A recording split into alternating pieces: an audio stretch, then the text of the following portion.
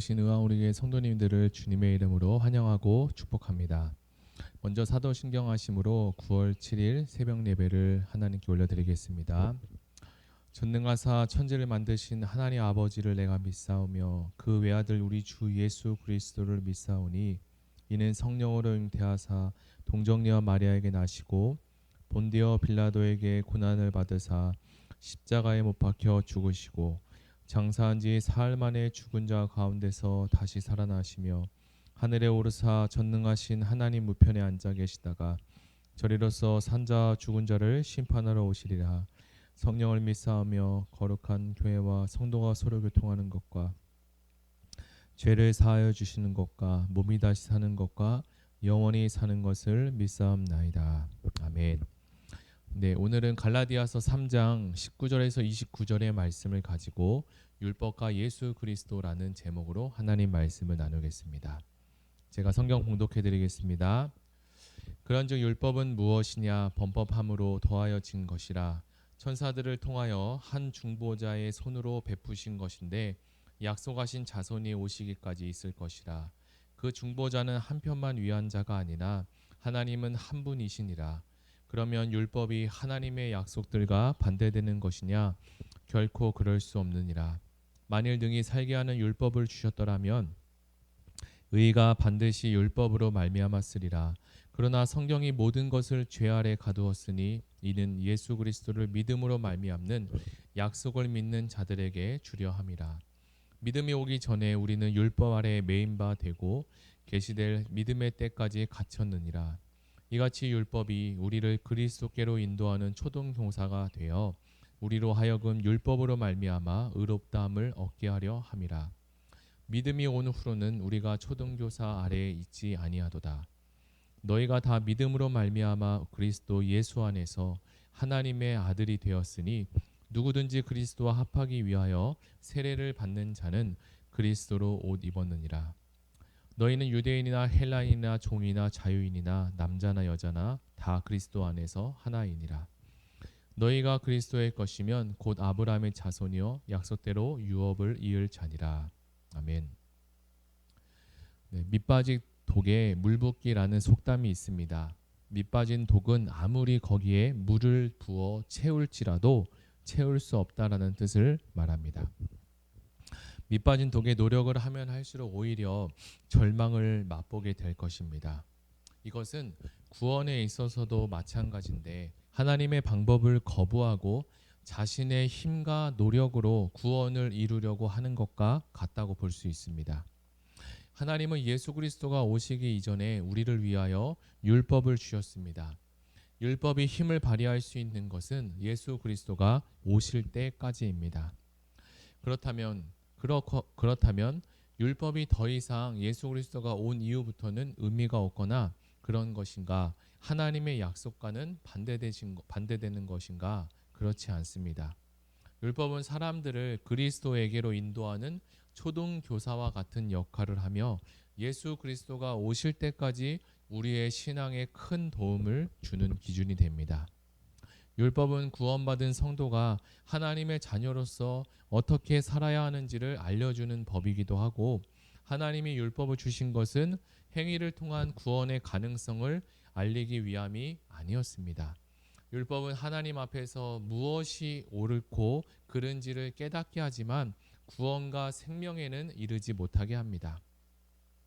그렇다면 이 율법은 어떠한 기능을 가질까요? 그것은 바로 우리로 하여금 자신을 죄인으로 인식하고 정죄에 이르게 합니다.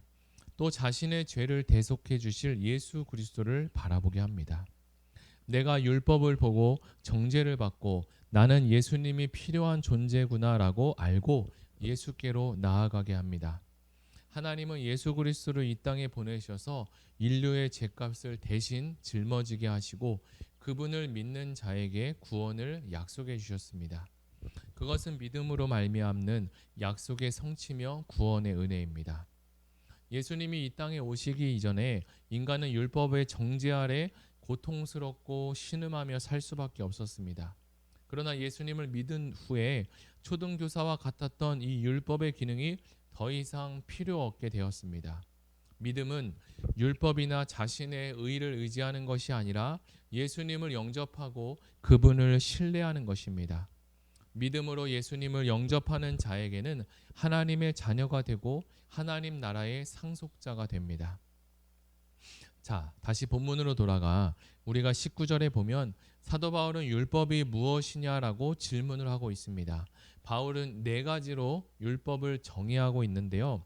첫 번째로 범법함으로 더하여진 것, 둘째로 약속하신 자손이 오시기까지, 셋째로 천사들을 통하여 베푸신 것, 넷째로 중보자의 손으로 이렇게 설명하고 있습니다. 첫 번째, 범법함으로 더하여진 것이라는 것은 율법의 범법함을 더하고 죄를 더 많아지게 하려고 더하여진 것이라고 할 수 있습니다. 이 말은 율법이 죄를 더욱더 죄되게 만들고 범죄를 더하게 하기 위하는 뜻을 갖고 있습니다. 이것은 인류의 범죄 상황을 알리고 죄를 더하게 하려고 하는 것인데, 율법은 죄 문제를 해결하는 것이 아니라 얼마나 죄인인가를 알려주고 그 저주 아래 가두어 둔 것입니다. 어떻게 의롭고 선한 율법이 죄인들을 노예처럼 가두고 죄를 폭로하는 것을 더하게 할 수 있을까요? 첫째로 율법이 하나님의 거룩한 뜻과 의지가 계시하는 반면 또한 모든 악들이 적나라하게 드러나고 폭로하게 합니다. 그래서 율법은 죄를 더 날카롭게 의식하게 만드는 역할을 하죠.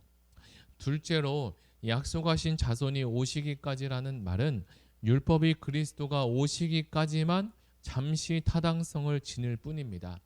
그렇다면 이 말은 바울이 율법에 대한 열심으로 하여금 구세주를 발견하기는커녕 오히려 하나님과 구원자를 향하여 죄를 짓도록 말았습니다. 그러나 다메섹 도상에서 예수 그리스도를 만난 바울은 율법에 대해서도 다시 해석하지 않을 수가 없습니다. 그래서 결국 그리스도는 하나님의 계시로 생각했던 이 율법을 대체시켰기 때문에 율법의 마침이 된 것입니다. 이것은 율법의 완성 그리고 마침이라고 이야기할 수 있죠. 셋째로 천사들로 말미암아 베풀어진 율법이라고 하는데요. 율법이 천사들을 통해서 주어졌다는 것은 유대교 사상에 뿌리를 두고 있는 말입니다. 그러나 이 말은 천사가 율법을 만들었다는 뜻이 아니라 약속도 그리고 율법도 궁극적으로 하나님이 주신 것인데, 그러나 이 율법은 우리에게 생명을 줄 수가 없죠. 그러나 그것은 단지 범죄를 더하게 하려는 목적으로 하나님께서 천사를 통해 제정하고 우리에게 주신 것에 불과합니다. 넷째로 한 중보자의 손으로 베풀어진 것이라고 합니다. 여기서 바울이 염두에 두고 있는 그 중보자는 바로 우리가 알고 있는 모세입니다. 레위기 26장 46절에 보면 율법이 모세의 중보를 통해 우리에게 주어졌다라고 이야기합니다. 자, 이제 말씀을 한번 또 종합해서 이야기해 보겠습니다. 다시 본문 21절로 가보면 21절에 이렇게 기록합니다. 그러면 율법이 하나님의 약속들과 반대되는 것이냐? 결코 그럴 수 없느니라. 만일 능히 살게 하는 율법을 주셨더라면 의가 반드시 율법으로 말미암았으리라. 율법과 약속이 모순되는 주장에 대해서 바울은 단호히 결코 그럴 수 없다라고 이야기합니다. 비록 율법이 천사들을 통해서 중보자의 손을 빌려 주어졌다고 할지라도 율법과 약속은 모두 하나님에 의해서 주어진 것이 사실입니다. 율법은 형식적으로 그것을 행하는 자에게 복과 그리고 생명을, 그것을 어기는 자에게 저주와 죽음을 약속하죠. 하지만 타락한 인간이 처한 이 딜레마 속에서 불순종하는 것은 뻔한 길이었고, 결국은 율법은 의와 생명을 줄 수 없는 것으로 드러나게 되었습니다. 그래서 죄인들에게 의와 생명을 줄 수 있는 것은 율법이 아니라 예수 그리스도로 뿐이라고 이야기하죠. 22절도 한번 보겠습니다. 그러나 성경이 모든 것을 죄 아래 가두었으니 이는 예수 그리스도를 믿음으로 말미암는 약속을 믿는 자에게 주려 함이라. 여기에 보면 성경이 모든 것을 죄 아래 가두었다라고 이야기하는데요. 조금 이제 이상하게 느껴지는데 이 성경이라는 표현을 율법이라는 표현으로 바꾸면 좀 더 자연스럽게 이해할 수 있습니다. 율법은 생명을 주지 못할지라도 구원의 과정 속에서 긍정적인 역할을 우리에게 합니다. 그것은 예수 그리스도의 오실 때까지 죄를 더하게 해서 하나님의 약속이 예수 그리스도를 믿는 자에게 주어지게 하려는 것입니다. 그러므로 궁극적으로 율법과 약속이 하나의 공통적인 전체적인 목적 안에서 하나로 통합되어지고 균형을 이루게 됩니다. 그러므로 율법과 약속은 서로에게 모순된 것이 아니죠. 바울은 율법을 초등교사라고 비유하는데요. 당시 자녀를 가르칠 책임이 아버지에게 있었다고 합니다. 그러나 상류층의 아버지는 아들에게 가정교육을 시킬 수 있는 노예를 따로 이렇게 구해서 초등교사로 임명했습니다. 그래서 초등교사는 비록 노예였지만 가장을 대신하여 아버지를 대신하여 남자아이를 훈계하고 양육하는 그런 권한을 위임받았으므로 아이는 초등교사의 요구에 순종을 해야 했습니다. 그렇지 않을 경우 벌도 받았는데 그러나 아이가 성인이 되면 또 이야기가 달라지게 됩니다. 그들의 관계가 서로 바뀌고 역전되게 되는데 아버지가 유언장을 작성해서 그 아들을 상속자로 지명하면 아이는 정식으로 초등교사의 주인이 되게 됩니다. 그러므로 이 비유의 이 사도 바울이 우리에게 이야기하는 이 비유의 핵심은 초등교사의 역할이 정해져 있다라는 것입니다. 율법은 초등교사와 같은데 그러므로 율법은 유효기간이 정해져 있고 이미 그리스도께서 오셨으므로 우리는 더 이상 초등교사인 율법 아래 있지 않다라는 것이죠. 우리가 하나님의 자녀가 된 것은 그리스도와 합하여 세례를 받고 그리스도로 옷 입었기 때문입니다. 그리스도로 합하여 세례를 받은 것은 과거에 있었던 내가 죽고 이제 새로운 피조물과 새로운 존재로 태어나는 것을 말합니다. 바울이 살던 로마 시대에는 인종과 계층에 따라 사람을 다르게 대우했던 시대였죠. 그런데 바울은 복음 안에서 이런 종류의 구분이 다 사라졌다라고 표현합니다. 그러므로 성도는 이제 예수 그리스도의 구원의 소망을 가지고 살아야 합니다. 우리는 오직 믿음으로 구원을 받았기 때문입니다. 우리는 우리의 행위를 의지하지 않고 믿음으로 하나님 앞에 날마다 나아가야 합니다. 과거 우리의 행위로는 율법의 저주 아래 있었으므로 그 끝에는 지옥과 멸망이 우리를 기다리고 있었습니다. 그러나 믿음으로 예수 그리스도와 연합함으로 하나님의 자녀가 되었고 약속을 유업으로 우리가 받게 되었죠. 우리가 신앙생활을 하면서 대단한 어떤 헌신을 하고 공로를 세울지라도 하나님 앞에 무익한 종이라고 하는 우리는 무익한 종일 뿐이라는 자세를 가지고 하나님 앞에 우리 자신을 세워야 할 것입니다. 그러나 반대로 또 우리가 부족하고 연약하고 실수할 때가 있습니다. 그럴 때 그럴지라도 언제나 우리를 예수님 안에서 우리를 사랑하시는 하나님의 사랑 안에 대하시는 하나님 앞에 담대히 서는 우리 모든 성도님이 되시기를 예수님의 이름으로 축복합니다. 오늘 갈라디아서 말씀을 들었는데요. 다 같이 들은 말씀을 생각하며 기도하기를 원합니다.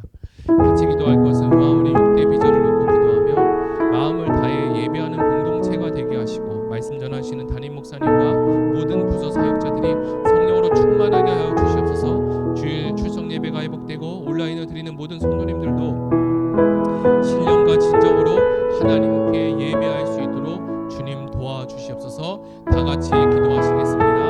하나님 아버지 감사합니다. 오늘 갈라디아 말씀을 통하여서 우리에게 하나님 율법과 예수 그리스도 복음에 대해서 말씀해 주셨습니다. 율법의 역할과 예수 그리스도가 오기 전까지 초등교사의 역할을 감당하는 이 율법을 통하여 우리가 죄를 짓고 또 죄에 대해서 어떤 것이 잘못되었는가를 알고 예수 그리스도가 우리가 필요한 존재구나, 예수님께로 달려가야 되겠다, 예수님께로 나아가야 되겠다라는 것을 알려주는 이 율법과 그리고 예수 그리스도의 관계를 통해서 배웠습니다.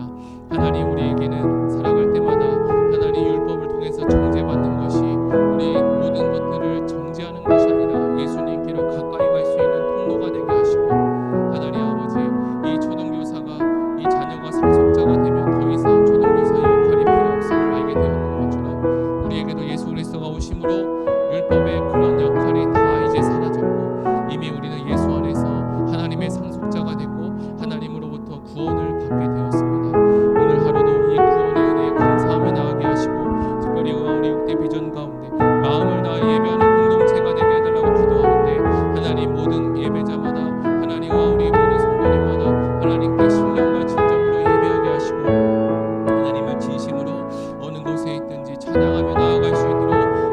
은혜를 베풀어 주시옵소서.